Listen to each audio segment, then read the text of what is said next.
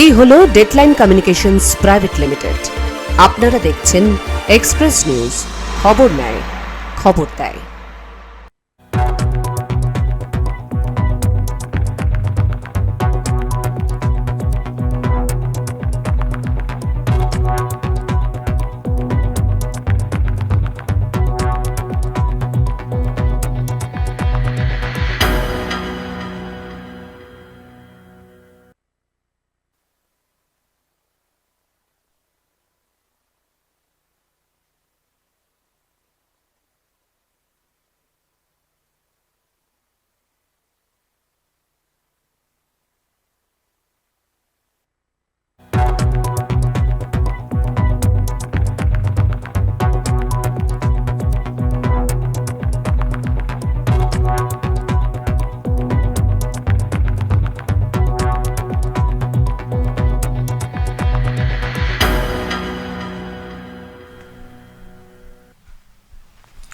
নমস্কার, এক্সপ্রেস নিউজে আপনাদের সকলকে স্বাগত।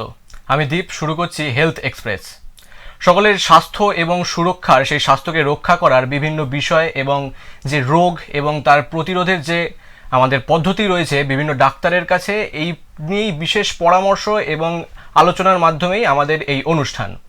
এই অনুষ্ঠানের আজকের বিশেষ বিষয় হলো ব্রেস্ট ফিডিং নিয়ে, অর্থাৎ যারা সদ্য মা হতে চলেছেন বা গর্ভবতী মহিলারা এবং যারা সদ্য সন্তান প্রসব করেছেন, তাদের বিভিন্ন যে এইসব তাদের যে সুস্থ প্রাণের জন্য এবং শিশুদের মস্তিষ্ক এবং শারীরিক বিভিন্ন বিকাশের জন্য কি কি আরও পর্যালোচনা রয়েছে, কি কি ব্যবস্থা তারা নিতে পারে, সেই বিষয়ে আমরা বিস্তারিত জেনে নেব। আমাদের সঙ্গে রয়েছেন হেলথ ওয়ার্ল্ড আসানসোল हॉस्पिटल থেকে डॉक्टर आकांक्षा वर्मा। बहुत बहुत स्वागत है आपको Akanksha ji. Thank you so much. मेरा नमस्कार सभी को। Doctor Akanksha Verma consultant obstetrician and gynaecologist है हेल्थ वर्ल्ड हॉस्पिटल आसानसोल से। तो सबसे पहले दर्शकों को ये पूछना चाहता हूँ दर्शकों की तरफ से कि क्यों इतना पोषण है, जो ब्रेस्ट फीडिंग के मामले में शिशु का इतना पोषण तत्व कैसे महत्वपूर्ण होता है?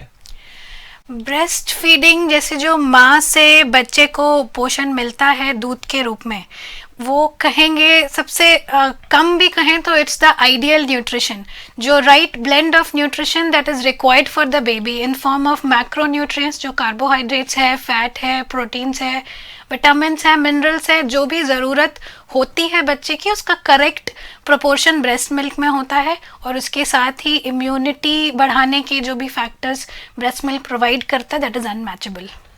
অর্থাৎ মাতৃদুগ্ধ ছাড়া আর কোনো অপশন কিন্তু সদ্যজাত শিশুদের ক্ষেত্রে নেই। दूसरे अगर क्वेश्चन में आते हैं तो डिलीवरी के कितने समय बाद एक माँ ब्रेस्ट फीडिंग शुरू कर सकती है? देखिए, सिंगल बेस्ट आंसर दूँ तो जितना जल्दी हो सके उतनी जल्दी शुरू करना चाहिए, इवन सिजेरियन डिलीवरीज में भी। और गोल्डन आवर बोलते हैं जो डिलीवरी के 1 घंटे विद इन 1 आवर वाला टाइम फ्रेम होता है, उसको जितनी कोशिश हो उसको मिस नहीं करना चाहिए ब्रेस्ट फीडिंग शुरू करने के लिए। ओके। और एक टर्म जो है बहुत घूम फिर के सामने आते हुए कोलोस्ट्रम जो है, उसके बारे में अगर कुछ बताए तो। Colostrum is nothing but the very first milk, जो सबसे पहले जो मिल्क सेक्रीशन स्टार्ट होता है, it's a little thicker fluid, पर उसकी खास बात यह है कि वो that is rich in factors providing immunity, जैसे एंटीबॉडीज, इम्यूनोग्लोबुलिन्स और बाकी कुछ anti inflammatory factors, immunomodulatory factors उसमें ज़्यादा होते हैं, जो बच्चे का इम्यूनिटी, जो कि प्रतिरोधक क्षमता है बीमारियों से लड़ने की, उसको बढ़ाता है। अच्छा, और कोई आदर्श समय है ब्रेस्ट फीडिंग का या नॉर्मल कोई भी समय में कर सकता है, ऐसा कोई बात है? थिंक एक्सक्लूसिव ब्रेस्ट फीडिंग की बात आप कर रहे हैं। एक्सक्लूसिव ब्रेस्ट फीडिंग का मतलब ये है कि जब हम बच्चे को सिर्फ स्तनपान कराते हैं, ऊपर से एक्सेप्ट फॉर कुछ सिरप्स या जो आपके डॉक्टर ने प्रिस्क्राइब किया है, उसके अलावा कुछ नहीं देना होता है। और सारे रिकमेंडेशंस से WHO, UNICEF first 6 months of age तक एक्सक्लूसिव ब्रेस्ट फीडिंग रिकमेंडेड है। अच्छा, और क्या क्या सुझाव देता है WHO, यूनिसेफ, ज़्यादा जो बड़ा बड़ा संस्थाएं हैं? हाँ, यही कब करना है या कैसे करना है के बारे में यही सुझाव है कि जितनी जल्दी हो, कम से come with in first hour of delivery breast feeding को स्टार्ट करना चाहिए। और पहले 6 महीने तक के लिए बच्चे को माँ के दूध के अलावा कुछ और ऊपर से कॉम्प्लीमेंट्री फीड्स नहीं देना होता है। और शिशु के अंदर क्या क्या शारीरिक विकास होता है स्तनपान से? विकास हम 2-3 पैरामीटर्स में देख सकते हैं। एक तो फिजिकल ग्रोथ, जो जैसा कि मैंने ऑलरेडी बताया, जो न्यूट्रिएंट्स का फैक्टर है। दूसरी चीज़ है एंटीबॉडीज़, जो इम्यूनिटी प्रोवाइड करता है। तीसरी चीज़ जो बहुत इम्पॉर्टेंट है, वो एक इमोशनल बॉन्डिंग और मैच्योरिटी प्रोवाइड करता है बेबी को, जो कि फ्यूचर हेल्थ के लिए भी इम्पॉर्टेंट है। एंड और जो ब्रेन का डेवलपमेंट है, ब्रेन डेवलपमेंट के लिए कुछ स्पेसिफिक कॉम्पोजिशन होता है ब्रेस्ट मिल्क का, जैसे कि पॉलीअनसैचुरेटेड फैटी एसिड्स होते हैं, जो DHA और नर्व माइलिनेशन के लिए इम्पोर्टेंट होता है। DHA सबको ही अभी पता है कि it's very crucial for brain growth. अच्छा, और जो रोग प्रतिरोध क्षमता है वो उसमें भी तो ये मतलब हाँ, वही इम्यूनिटी है, जो रोग प्रतिरोध क्षमता है, वो immunoglobulins and immunomodulating substances are present, especially in the colostrum, जो first 2-3 days पे secrete होता है, that has the most important role in conferring immunity. Okay, and जो बच्चों का ये संक्रमण होता है, कुछ जटिल बीमारियां हो जाती है, तो इससे भी क्या ये प्रतिरोध कर सकता है कोई? हाँ, बिल्कुल। प्रतिरोधक क्षमता बढ़ाने से मेरा मतलब है कि बीमारियों के होने की संभावना कम हो जाती है।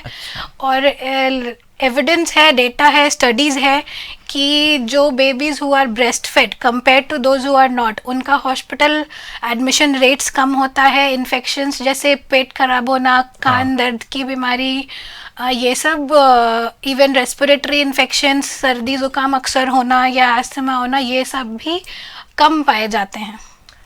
और जो है एक लॉन्ग टर्म जो इफेक्ट पड़ता है, जैसे डायबिटीज हो गया या मोटापा हो गया, इसमें क्या कोई प्रभाव? अगर बच्चे को स्तनपान कराया गया है, तो 13 से लेके 22% तक it reduces the risk of childhood obesity and also type 2 diabetes mellitus, जो कि इंडिया में तो काफ़ी ज़्यादा कॉमन है। पर those babies who have been breast fed in their initial days, उन पे ডায়াবেটিস होने के चांसेस कम हो जाते हैं।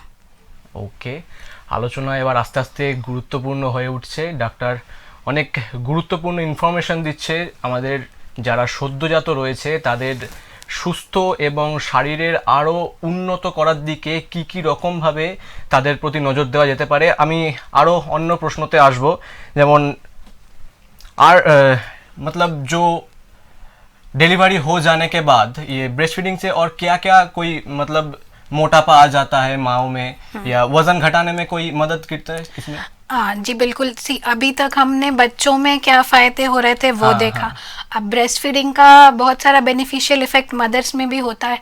वज़न घटाने में ये बिल्कुल सहायक है, क्योंकि ब्रेस्ट फीडिंग एक ऐसी एक्टिविटी है जो काफ़ी कैलोरी बर्न करने में हेल्प करती है। जो अब काफ़ी ज़्यादा जिम करने के बाद जितना बर्न कर सकते हैं, उतनी काफ़ी कैलोरीज ब्रेस्ट फीडिंग खुद से ही बर्न कर सकता है।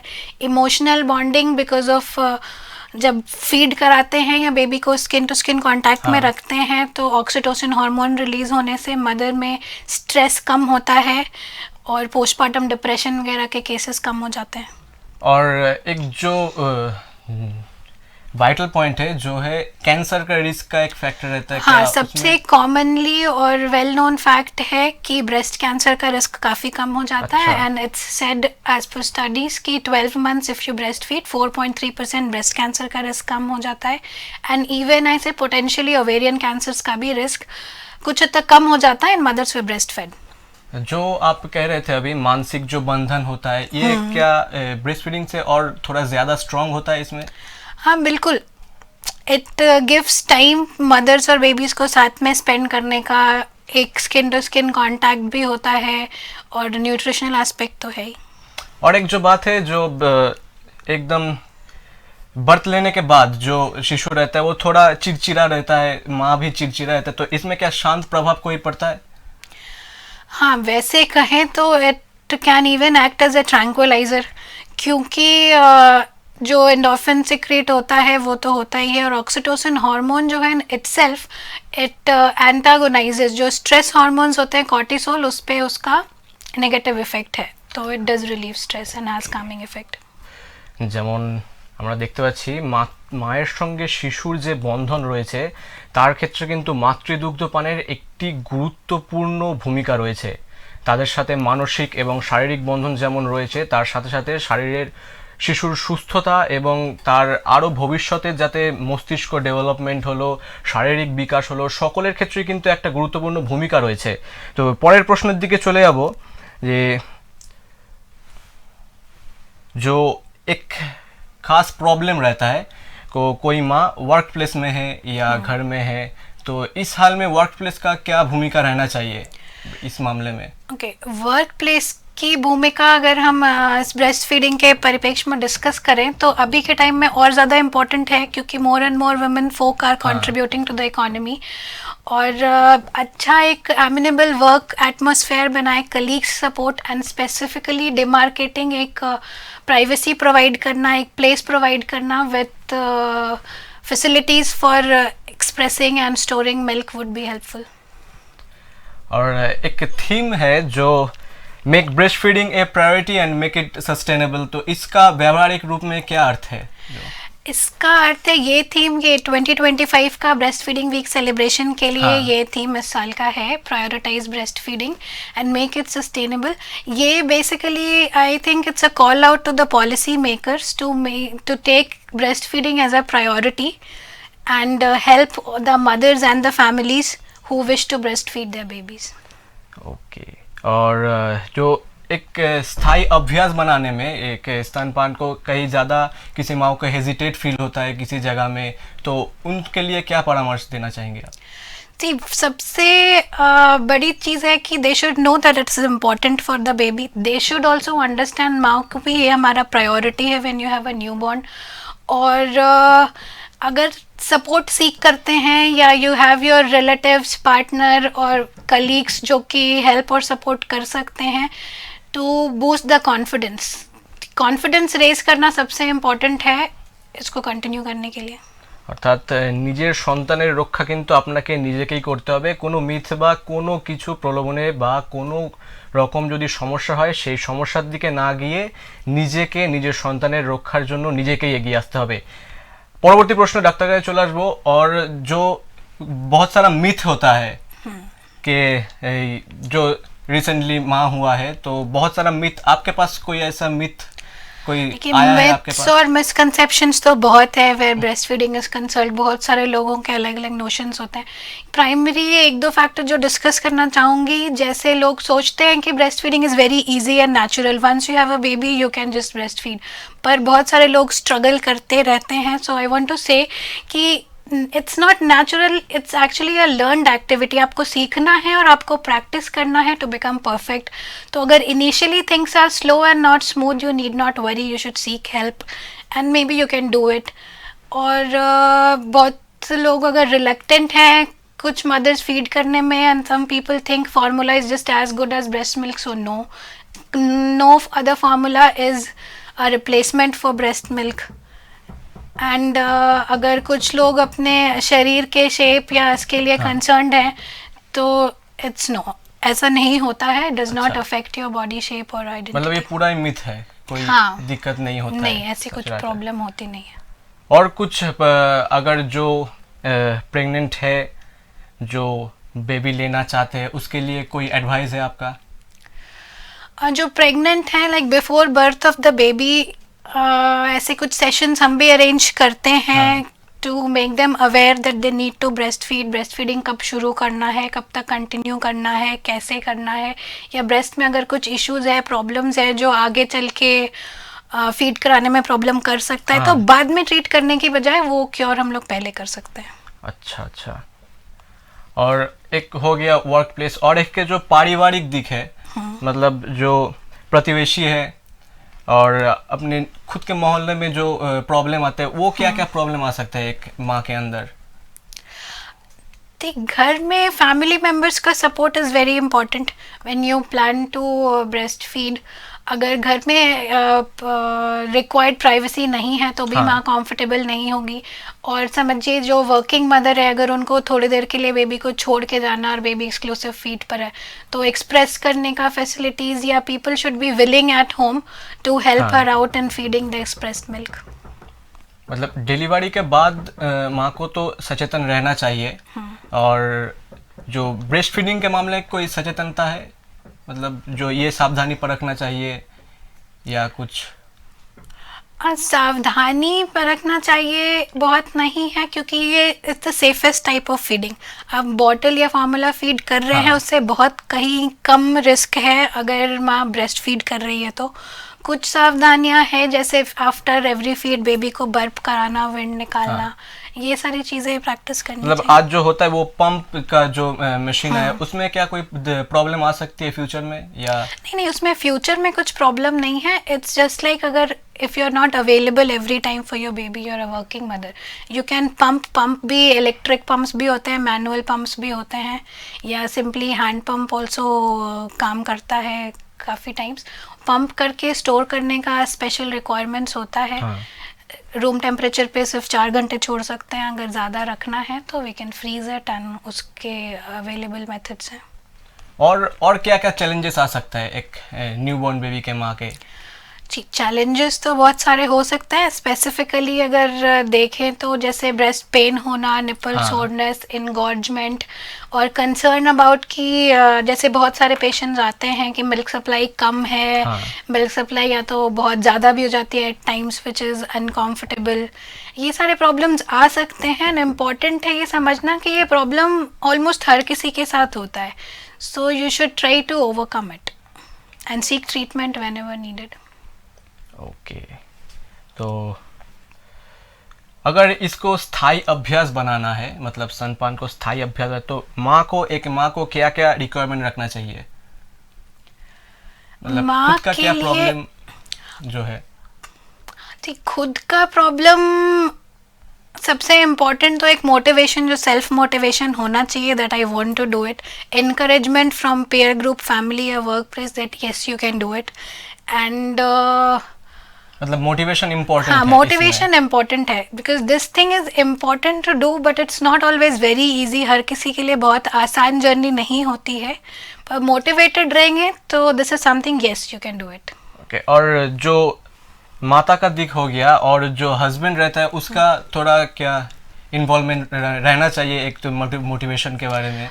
जी, मुझे लगता है that would be the biggest motivation if a partner is interested in whatever the mother is doing and helping her out, और specially night time awakenings and all. একেবারে শোয়ের শেষের দিকে এসে গেছি, एकदम अंत में आ चुके हैं हम। अंत में आपको पूछना चाहेंगे कि जो गर्भवती माँ है उसके लिए आप क्या मैसेज देना चाहेंगी? Okay, to all the aspiring mothers मेरा यही कहना है कि this, you are not alone in your journey. ये सिर्फ आपके अकेले की जर्नी नहीं है। ब्रेस्ट फीडिंग आज की डेट में ग्लोबल कंसर्न है, so it's not always going to be very easy, but you should build your confidence and seek support. जब भी आपको लगे, एक मदद की ओर ज़रूर बढ़ें। We are always there for you. একেবারেই শোয়ের শেষের দিকে এসে গেছি। তো যেমন ডাক্তার আপনাদেরকে এই অ্যাওয়ারনেসটা দিয়ে দিলেন যে কোনো রকম সমস্যা হলেও আপনার জন্য রয়েছে হেলথ ওয়ার্ল্ড হসপিটাল আসানসোল। আশা করছি আজকের শোটা আপনার জন্য খুবই গুরুত্বপূর্ণ রয়েছে এবং যারা হবু মা তাদের জন্য খুবই অনুপ্রেরণাদায়ক রয়েছে। তো সকলের জন্য আজকের শোটা এই পর্যন্তই। সকলেই সুস্থ থাকুন, সকলের সুস্থতা কামনা করি। চোখ রাখুন এক্সপ্রেস নিউজের পর্দায়। এক্সপ্রেস নিউজ খবর নেয়, খবর দেয়।